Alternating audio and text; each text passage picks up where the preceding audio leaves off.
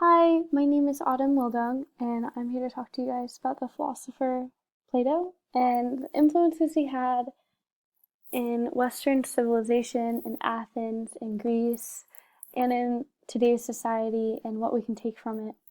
So, I actually love philosophy. If I had to choose a subject to study in the liberal arts core, it would probably be philosophy. So, I picked a philosopher, obviously, to talk about in my final project. So here we go. Plato, he was one of the most famous philosophers in Greece and of all time. He was the founder of the Academy in Athens, and he was a student of Socrates. So he pretty much had an older friend who was Socrates, and he beloved him and wanted to learn everything he could from him. And so, yeah, so pretty much everything that Plato teaches has some spin-off of Socrates.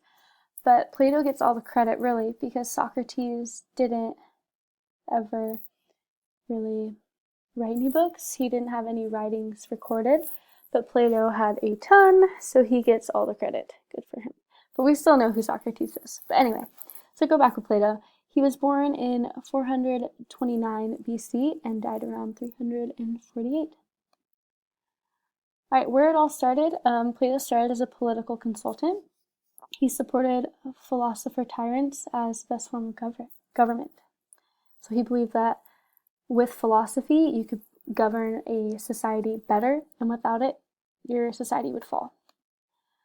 He also believed that political action could not stop the violence and greed that came with people. So he felt that a any kind of political action or political, like I guess even like leader could stop people from being who they were, because people were just, to him, had some kind of evil in all of them. He turned to writing philosophy as a true guide to life, and this all encouraged him to share his knowledge and start a school called the Academy. So, the Academy was an informal association of people who studied philosophy, mathematics, and theoretical astronomy under the leaders' guidance. So the leaders were like the teachers, but the teachers were more of, they were definitely just, they were philosophers. They weren't just some random people. They were appointed by Plato at first, but with time, obviously, Plato passed away, and the school kept going for years and years after him. But this academy attracted people looking for knowledge to Athens for over 900 years. So people from all over would come to Athens just to study, just to understand the teachings of Plato, to understand mathematics and astronomy. So it was a pretty awesome place, and it's still talked about widely today. Some ideas that Plato had. So in the academy, Plato shared his ideas with all those willing to learn. His ideas consisted of the nature of reality, ethics, and politics. All of these beliefs have remained central to philosophy and political science to this day. His overall intellect, his intellectual interests covered astronomy, mathematics, political philosophy, ethics, and metaphysics.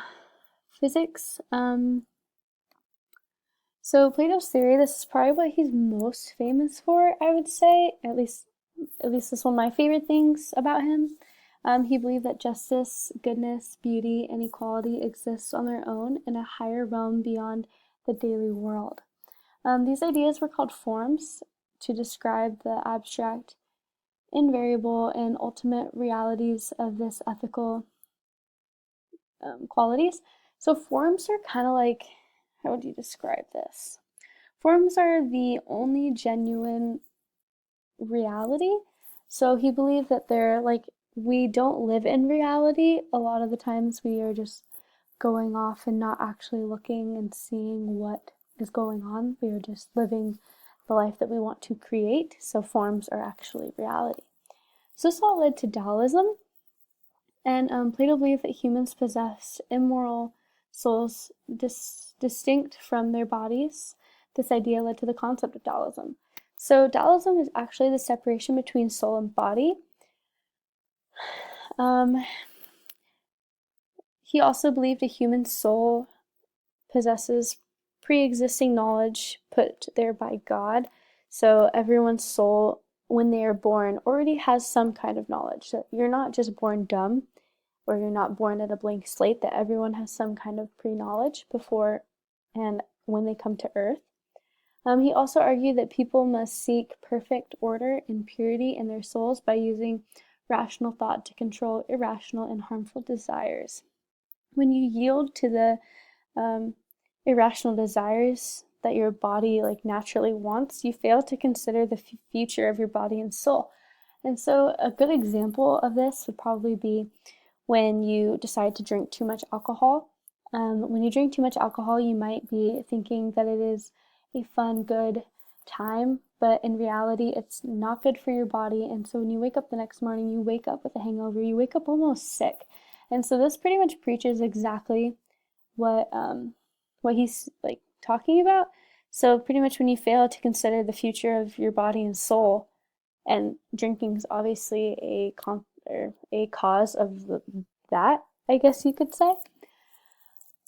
All right, so some famous ideas that he had. Plato presented his most famous ideas on politics and justice and the dialogue of the Republic. So Plato actually wrote about 36 accounts in different dialogues that are looked at constantly about when learning about him, but the Republic's a main one. And in all of these, he actually talks about Socrates and kind of gives him, I wouldn't say a shout out, but kind of a shout out, because he doesn't want to take all the credit for everything he does write out, because Socrates never did get to write. But everything that he does say has some kind of tie to Socrates. The Republic itself, the document is the Greek title system of government, the nature of justice, and the reasons people should never commit injustice. So that's pretty much like what it goes over. And he also describes why he does not agree with democracy. And so I'm actually going to talk to you a little bit about democracy. And a fun fact before we get into it is that Plato actually hates democracy. And it's because democracy put his beloved friend Socrates to death. And so he believes that democracy does not produce justice because people cannot rise above their own self-interest to knowledge of the transcendent reality of the universal truth. Excuse me, that was awful. But pretty much he feels like he was robbed. He feels like his friend was killed because people were not thinking. And so he pretty much has no desire for a democracy in a society, because he feels like it is not going to help, and it is not going to put true justice out there. And so he also says justice can only be, or can only rule, can justice can only rule of the enlightened oligarchy or monarchy. So pretty much justice can only be true if it's in an oligarchy or a monarchy. And so the ideal society, the only way for an ideal society to exist is with a hierarchy of three classes distinguished by their ability to grasp the truth of the forms. So with this hierarchy, he does create three different classes, which are, the highest class in the hierarchy is the ruler of guardians. So I honestly like the whole idea of these different stages. And so I believe that the guardians, they had a few stipulations before they could become and be ruler, I guess you could say. They only had to be experts in mathematics, astronomy, and metaphysics. And so pretty much all of these people, you couldn't just be born, you couldn't just be rich, you couldn't just have a whole bunch of objects. Like, you had to have the mind, which I thought was pretty cool, because a lot of different hierarchies are created by either getting voted in because you're famous or you're rich and you were born into it. So, and the next stage, or I guess the next class, would be the auxiliaries, and they defended the community. So these were the army and anyone that would go to battle for the community. Lastly came the producers, and they would grow food and make different objects so the community could function, and without them, you really wouldn't have any items.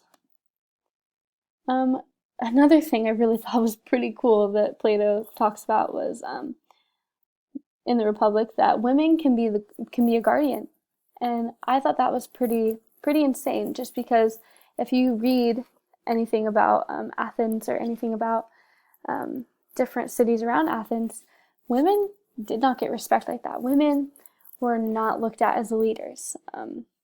To Plato, women could become guardians because they possess the same virtues and abilities as men. They possessed everything a man had intellectually, but they did have one, I guess you could say, weakness, and it was they were not as physically strong, which that's just something that women could not help, but that doesn't make them a good leader if they're physically strong. It's, to Plato, it was all intellect, which I thought was pretty cool. Guardians could not own land or have family this was to minimize distraction. And so he wanted, the whole purpose of a guardian was to focus on the community. The children born of guardians were to compete with each other to see who had the highest level of knowledge, to see who could rule as a philosopher/king. So it wasn't just who was the most popular, who was the most liked, but it was honestly who was the smartest, which was, I thought, was pretty dang cool because today a lot of the leaders, it's more of a popularity contest, and to Plato, he wanted it to be more of an intellect contest.